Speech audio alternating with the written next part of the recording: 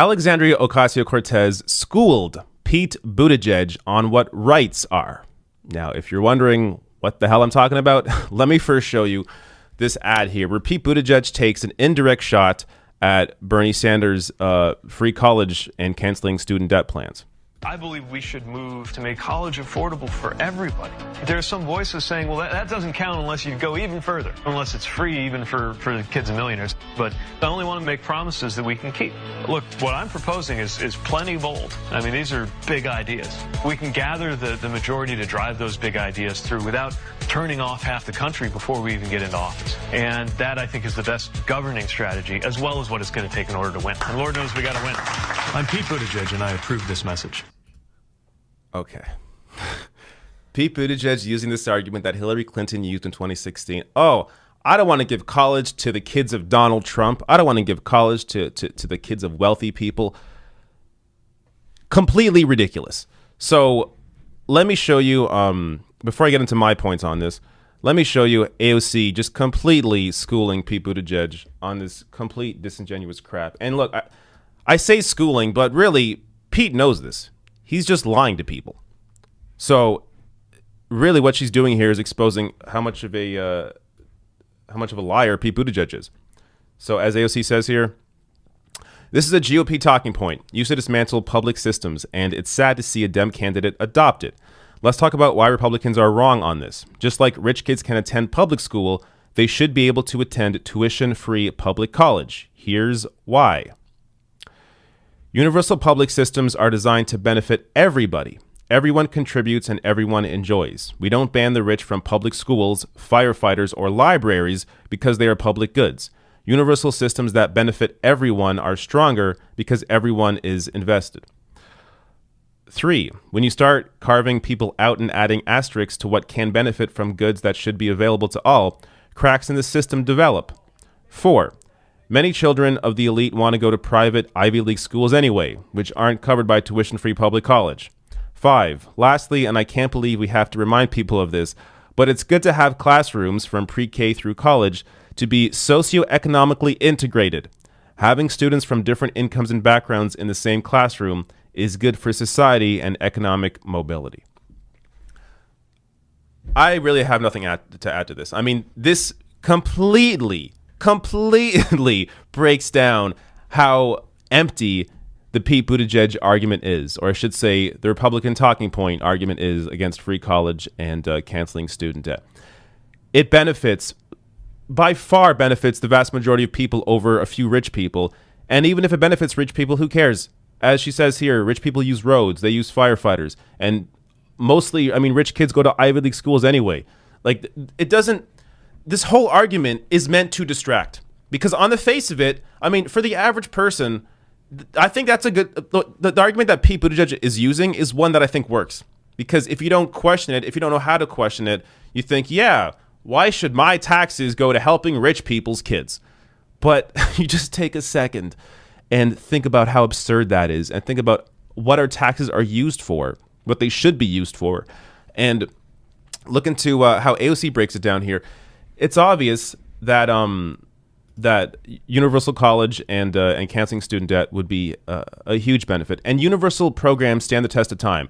I mean, you see something like Social Security, where when Republicans and Democrats were trying to cut it under Obama, there was a huge uproar, and they never actually did, because it would be a huge it would have hurt both parties. So what you normally have here are, even when elites are trying to cut universal programs, the public fights back because they want that universal program, because they all enjoy it.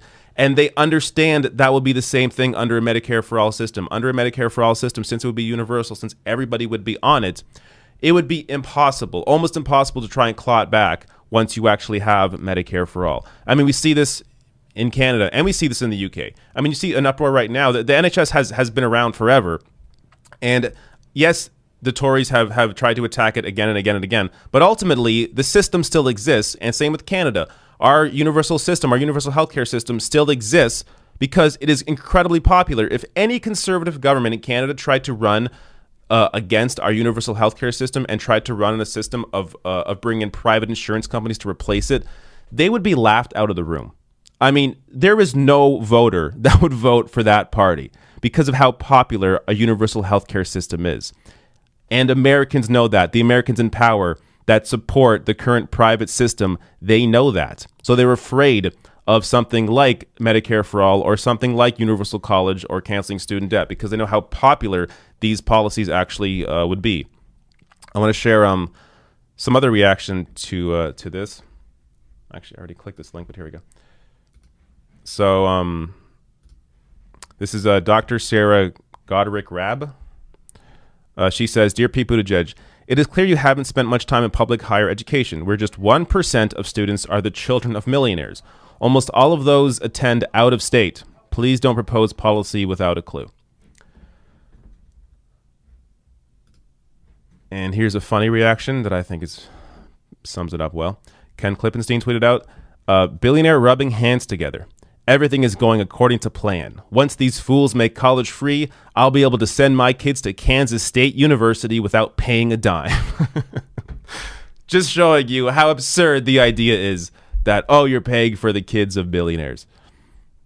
The idea that wealthy kids go into debt because of school, or that most of them even attend public colleges, completely ridiculous. Something just to back up maybe why Pete Buttigieg has such horrible policy. Pete Buttigieg hired, so this is from the summer, but Pete Buttigieg has hired former Goldman Sachs executive as his national policy director. So this was over the summer, July 18th. That's who Pete Buttigieg has running his policy. Goldman Sachs executive. All the writing's on the wall. This is who Pete Buttigieg is. So, I mean, right now his national support is around like 7%, but he has, there's some polling out showing he has strong support in Iowa and New Hampshire, the two early states. A lot of that is because he has a lot of commercials on the air. So naturally that's going to raise your profile, have more people support you because they see more of you. But when those people begin to see some actual arguments made against him, and hopefully on a freaking debate stage, not just people on YouTube, like this kind of thing, it needs to be brought up on a debate stage by the other candidates. We know the mainstream press is not going to bring this up. We know the mainstream press is not going to talk about how Buttigieg has the most billionaire donors, how he has an NBC executive behind him, maybe why Morning Joe gives him such a favorable coverage, why the wealthiest people, corporate America, are behind Pete Buttigieg. We know the mainstream press are not going to make these points.